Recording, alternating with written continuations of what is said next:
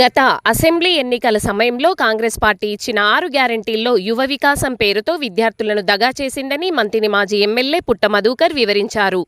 కాంగ్రెస్ ప్రజావంచన దినాల్లో భాగంగా శనివారం ముత్తారం మండలంలో నిరసన కార్యక్రమం నిర్వహించారు. ఈ సందర్భంగా ఆయన మాట్లాడుతూ యువ వికాసం పేరుతో 5 లక్షల విద్యా భరోసా కార్డులను ఇస్తామని, ప్రతి మండలంలో ఇంటర్నేషనల్ స్కూళ్లు ఏర్పాటు చేస్తామని ఇచ్చిన హామీ ఎటుపోయిందని ఆయన ప్రశ్నించారు. 5 లక్షలు కాదు, 5 రూపాయలు కూడా ఇవ్వకుండా కాంగ్రెస్ పాలకులు సంబరాలు ఎందుకు చేసుకుంటున్నారని ఆయన ప్రశ్నించారు. అధికారంలోకి వచ్చి ఏడాది కాలంలో ప్రజలకు ఏం చేశారని విజయోత్సవాలు చేసుకుంటున్నారో సమాధానం చెప్పాలన్నారు. 6 గ్యారంటీల్లో మహిళలను, రైతులను, నిరుపేదలను మోసం చేసినట్లే విద్యార్థులను, యువతను దగా చేశారని ఆయన పేర్కొన్నారు. రాష్ట్రంలో కాంగ్రెస్ పార్టీ ప్రభుత్వం తెలంగాణ రాష్ట్ర ప్రజలని వంచి మోసం చేసి దగా చేసి ఇవాళ ఇంకా సిగ్గు మానం లేకుండా సంవత్సర కాలంలో మేము సాధించిన విజయాలని విజయోత్సవాలు నడుపుకోవడం నిజంగా వారి యొక్క వ్యవహార శైలి చూస్తే అసలు నవ్వాలా ఏడవాలా, వీళ్ళకు నిజంగా ఏమైనా ప్రజల స్పందన అర్థమవుతుందా, వీళ్ళకు ఇంటెలిజెన్స్ వ్యవస్థ ఉందా లేదా అని ఆశ్చర్యం కలుగుతూ ఉన్నది.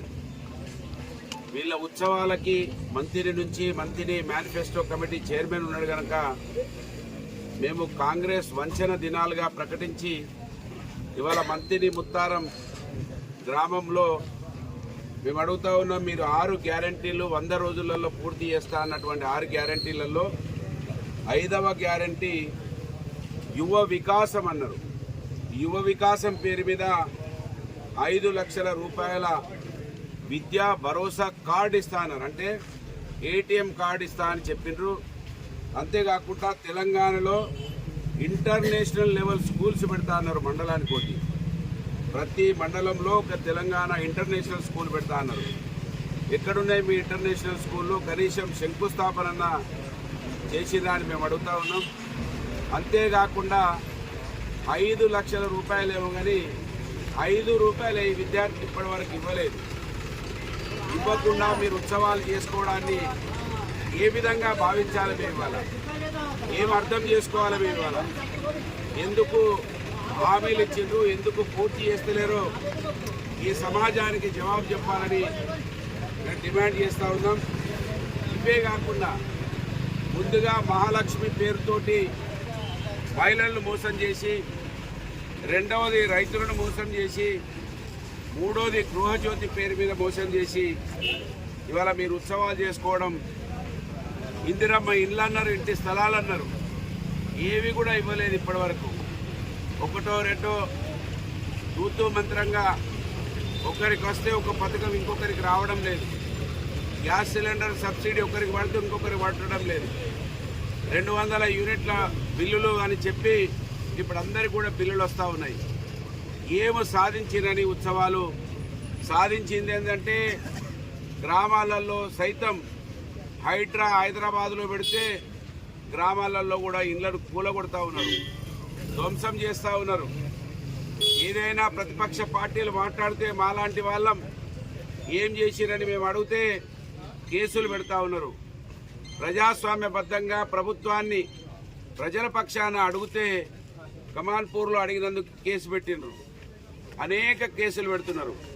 ఒక మాజీ ఎమ్మెల్యేగా, మాజీ జిల్లా ప్రజా పరిషత్ సభ్యుని అధ్యక్షునిగా ప్రజల గొంతుకై మాట్లాడితే కేసులు పెట్టడం అంటే ఇది ప్రజాపాలన ఎట్లయితుంది? పెద్ద పెద్ద మాటలు మాట్లాడి ఆ రోజు అనేక విషయాలు చెప్పిండ్రు, ఇవాళ మోసం చేస్తూ ఉన్నారు. ఈ మంత్రి ముత్తారంలో అనేక మంది రైతులు, ఇక్కడ అన్ని కూడా కమర్షియల్ క్రాఫ్ట్స్ కూడా తీస్తారు రైతులు. ఇవాళ రైతులను అన్ని విధాలా వంచింది ఈ ప్రభుత్వం. సబ్సిడీ లేదు ఇప్పటి వరకు, తర్వాత రైతు భరోసా లేదు, ఆ రుణమాఫీ అని చెప్పారు, అది కూడా మోసం చేసిండ్రు. ఇప్పటి కూడా ఒక నిర్దిష్టమైనటువంటి ఒక విధానం లేదు. వ్యవసాయం పట్ల కావచ్చు, విద్యార్థుల పట్ల కావచ్చు, దేని మీద ఒక లైన్ లేకుండా ఈ ప్రభుత్వం ముందుకు పోతా ఉన్నది. 5 లక్షల రూపాయలు విద్యార్థులు వాళ్ళు అడుగుతా ఉన్నారు. రేవంత్ రెడ్డి గారు 4వ తారీఖు నాడు పెద్దపల్లికి వస్తా అని చెప్తున్నాడు. ఏం చేసినామని వస్తున్నావు, ఏం చేసినామని వస్తున్నావో ఇవాళ ప్రజలకు జవాబు చెప్పాలని మేము డిమాండ్ చేస్తూ ఉన్నాం. మంత్రి ముత్తారంలో ప్రజల పక్షాన బీఆర్ఎస్ పార్టీ ఆ రోజు తెలంగాణ ఆవిర్భావం కోసం కొట్లాడింది బీఆర్ఎస్ పార్టీ కేసీఆర్ గారి నాయకత్వంలో. ఇవాళ మళ్ళీ 10 సంవత్సరాల తర్వాత మళ్ళీ బీఆర్ఎస్ దగ్గరికి రైతులు, ప్రజలు, విద్యార్థులు అందరూ కూడా వస్తూ ఉన్నారు. పొద్దున్నే ఆటో స్టాండ్ వాళ్ళు ఫోన్ చేసిండ్రు. ఆటోల వల్ల పరిస్థితి అయితే చాలా దయనీయమైన పరిస్థితుల్లో ఉన్నారు. వాళ్ళ పరిస్థితులు, వాళ్లకు నెలకు 1000 రూపాయలు ఇస్తా అన్నారు, వాళ్ళను మోసం చేసిండ్రు. అంటే వీళ్ళు మోసం చేయని ఒక్క వర్గం కూడా లేదు.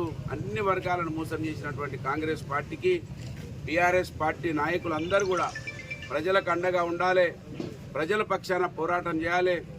కేసులు మనకేం కొత్త కాదు, కేసులు మనల్ని ఏమీ చేయలేవు. మన ప్రభుత్వం వచ్చిన తర్వాత ఆ కేసులన్నీ కూడా పోతాయి, ఏ ఒక్క కేసు కూడా నిలవది. కేసీఆర్ గారు ఆ కేసులన్నింటినీ కూడా తీసేసే కార్యక్రమాని కోసం మేము మాట్లాడతాం.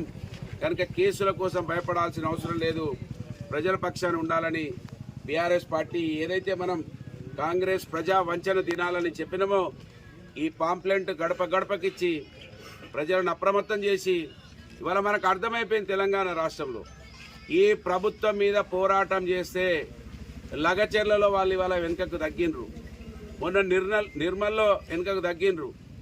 వీళ్ళని మెడలు వంచితే తప్ప వీళ్ళు మనల్ని ఏమైనా బుల్డోజర్లు పెట్టి తొక్కిస్తాం, జైళ్ళల్లో వేస్తాం. నిన్నటి వరకు రేవంత్ రెడ్డి గారి మాటలు, ఇప్పుడు బుల్డోజర్ ఎవరి మీదకి వచ్చింది? ఇప్పుడు రేవంత్ రెడ్డి మీదకే. మీ సొంత నియోజకవర్గంలో మీ మీదకే బుల్డోజర్ వచ్చిన విషయాన్ని ఇప్పటికైనా గమనించి మీరు బుల్డోజర్లు పెడతాం, కేసులు పెడతామంటే తెలంగాణ రాష్ట్ర ప్రజలకి ఏమైనా కొత్తనా? రజాకారులను చూసారు తెలంగాణ బిడ్డలు, రజాకారులతో పోరాటం చేసారు తెలంగాణ బిడ్డలు, బ్రిటిష్ తోటి పోరాటం చేసిర్రు భారతదేశ బిడ్డలు అనే విషయాన్ని గమనించాలి. రేవంత్ రెడ్డి ఇచ్చిన హామీలను నిలబెట్టుకో చేతనైతే, కానీ మాటలన్నా తక్కువ చేయి. అంత పెద్ద మనిషి కేసీఆర్ గారిని పట్టుకొని ప్రతిరోజు తిట్టడం కాదు, నువ్వు ఏ హామీ అయితే ఇచ్చినావో హామీలను నెరవేర్చడానికి కోసం పనిచేయి, తిట్టడానికి కోసం పనిచేయడం అనేది ఇవాళ మీరు గుర్తెరగాలని రేవంత్ రెడ్డి గారిని కూడా హెచ్చరిస్తూ